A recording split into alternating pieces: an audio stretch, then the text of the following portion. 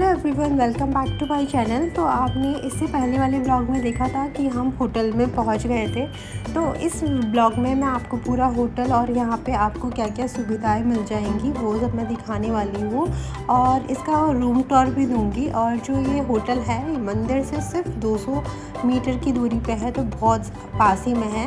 तो ये पूरा होटल है जिसका नाम है राधे की हवेली, और ये बिल्कुल महल टाइप में ही बना रखा है। जैसे आप एंटर करोगे इसमें, तो ये नीचे इन्होंने पूरा खूबसूरत सा एक सुंदर सा मंदिर बना रखा है जिसमें शिव जी की फ़ोटो है, कृष्ण जी की फ़ोटो है, और यहाँ पे भजन कीर्तन चलता रहता है। तो ये पूरा टेंपल एरिया है, और यहाँ पर पंडित जी भी बैठे रहते हैं जो कि सुबह को शाम को आरती करते हैं और दिन भर कीर्तन चलता है।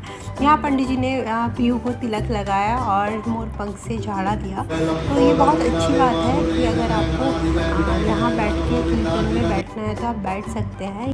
आज तक मैं बहुत सारे होटल्स में गई हूँ, 5 स्टार 7 स्टार, बट इस तरीके से सुंदर टेंपल मुझे आज तक कभी किसी होटल में देखने को नहीं मिला। ये रिसेप्शन एरिया है, इसी के साथ में बहुत लंबी सी लॉबी है, और यहाँ पे आपको लग्जरी फील होगी, मतलब हवेली टाइप फील होगा। बहुत सुंदर इनका इंटीरियर है, और यहाँ के जो दरवाजे हैं ना वो भी ऐसे लगते हैं जैसे हवेली के होता है। यहाँ बहुत वैरायटी के रूम्स मिलते हैं, सिल्वर रूम, डायमंड रूम, आप अपनी प्रेफरेंस के हिसाब से रूम ले सकते हैं। यहाँ आपको फ्री वाईफाई मिलता है, कॉम्प्लीमेंट्री ब्रेकफास्ट मिलता है, और रूम में भी सभी तरह की जो ज़रूरत की चीज़ें हैं वो मिलती हैं।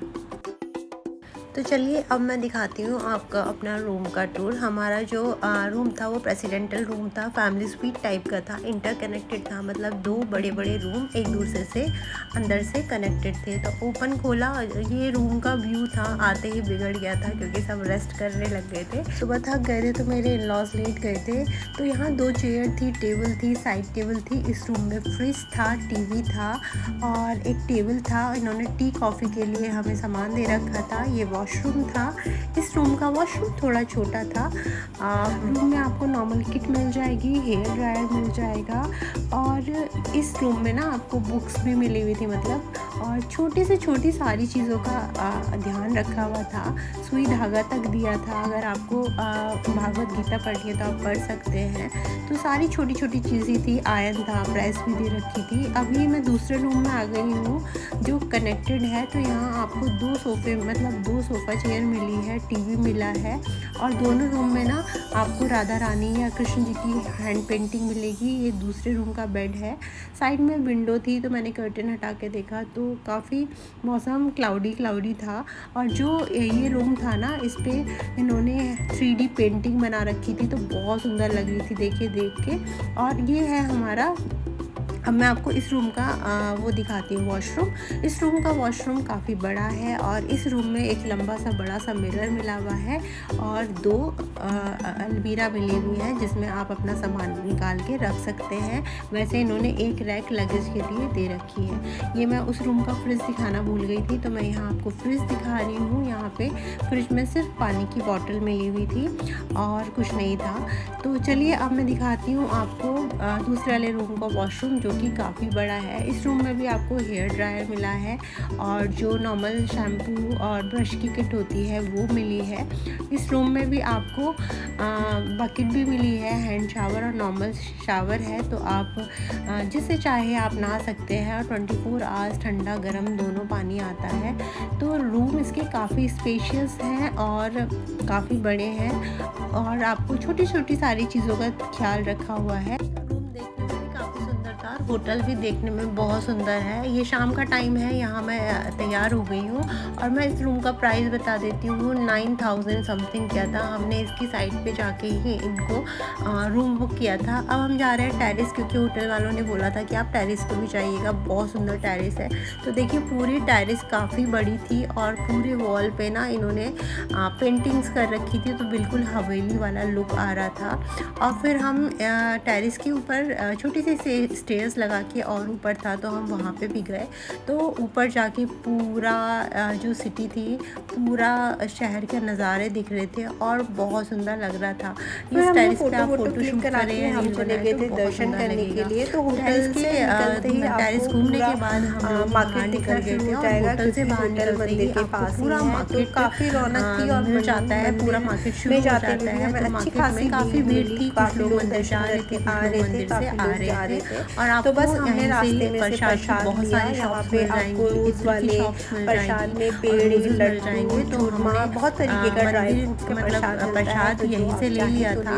और प्रसाद में तो हमने प्रसाद लिया, उसी शॉप में येलो वाले लड्डू मिलेंगे, चूरमा मिलेगा और ड्राई फ्रूट्स मिलेगा। तो जो आपका मन है वो आप प्रसाद चढ़ाने के लिए ले सकते हैं। इत्र की बॉटल ले सकते हैं और रोजेस तो मिलते ही हैं, तो आप कुछ भी ले सकते हैं। तो सबसे पहले हमने लिया प्रसाद, और जहाँ से हमने प्रसाद लिया था ना, हमने वहीं पे अपनी स्लीपर्स शॉप पे उतार दी थी। और उसके बाद हम नंगे पैर गए थे और होटल से पास में ही है मंदिर। तो आगे हैं मंदिर में लाइन में लगे थे। हमें यहाँ पे 25 से 30 मिनट लाइन में खड़ा रहना पड़ा, क्योंकि बोल रहे थे कि अंदर आरती का टाइम है, तो इसलिए लाइन को रोक देते हैं।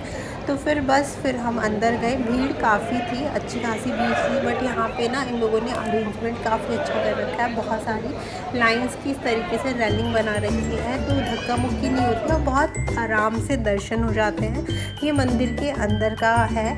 तो बस हमने अच्छे से दर्शन किया, बहुत अच्छा फील हुआ। मतलब मेरा बहुत मन था कि मैं इंडिया जाऊंगी तो खाटू श्याम जी के दर्शन ज़रूर करके आऊँगी। तो मन में बहुत अच्छा सा शांति सी फील हुई। उसके बाद फिर डिनर टाइम हो गया था, तो होटल के नीचे ही इन्होंने नंदगांव रेस्टोरेंट बना रखा है।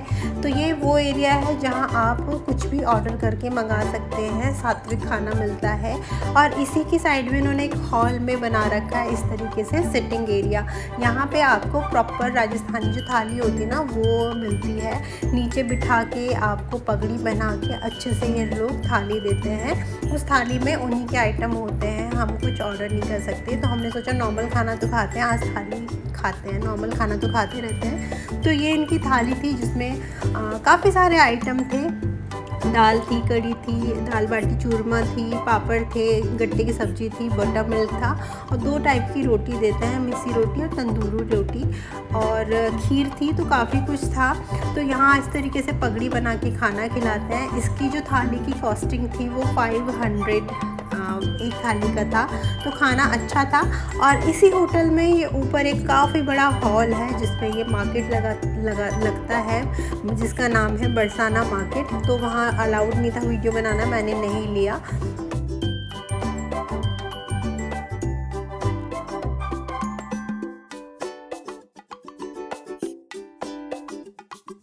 और ये नेक्स्ट डे का है, हम दर्शन करके आ गए ये तैयार होके। और सुबह सुबह हमारा ब्रेकफास्ट इन्हीं की साइड से था, तो मैं दिखाती हूँ आपको ब्रेकफास्ट में क्या मिला था। ब्रेड बटर जैम था, पोहा था, आलू की सब्जी थी, सांभर था, इडली था, पूड़ी थी और पराठे थे। फ्रेश जूस था, कॉर्नफ्लेक्स था, दूध था, कॉफ़ी टी था। तो ये सब कुछ था। खाना इनका अच्छा था, खाने में टेस्टी था। तो बस हमने ब्रेकफास्ट किया और ब्रेकफास्ट करने के बाद हमने चेकआउट कर लिया था। चेकआउट का टाइम 11 बजे था। तो अच्छे से हमने ब्रेकफास्ट किया, सुबह के दर्शन कर लिए थे और हम निकल गए फिर दिल्ली के लिए। तो मेरा इस होटल का एक्सपीरियंस बहुत अच्छा लगा। मगर आप किसी बहुत अच्छे होटल में रहना चाहते हैं जो कि बिल्कुल मंदिर के पास है, तो आप इस होटल में ज़रूर रहना। इसका स्टाफ बहुत अच्छा है और किसी भी चीज़ की ज़रूरत हो तो वो आपकी बहुत अच्छे से हेल्प करते हैं। सारी बेसिक ज़रूरत चीज़ें वो आपको देते हैं। और पार्किंग का मैंने आपको नहीं बताया, तो इनकी पर्सनल पार्किंग है। अगर आप अपनी कार से जा रहे हैं तो ये इन्होंने एक होटल से अलग थोड़ा एरिया है, तो ये खुद अपने स्टाफ को भेज के गाड़ी को पार्क करा देते हैं, तो जहाँ गाड़ी सेफ़ रहती है। इस ब्लॉग के लिए इतना ही था। अगर आपका कोई क्वेश्चन है तो आप कमेंट बॉक्स में पूछ सकते हैं। मुझे इंस्टाग्राम पे फॉलो भी कर सकते हैं। बहुत जल्दी मिलेंगे इंटरेस्टिंग वीडियो के साथ। तब तक आप खुश रहिए। Thanks for watching. Bye bye.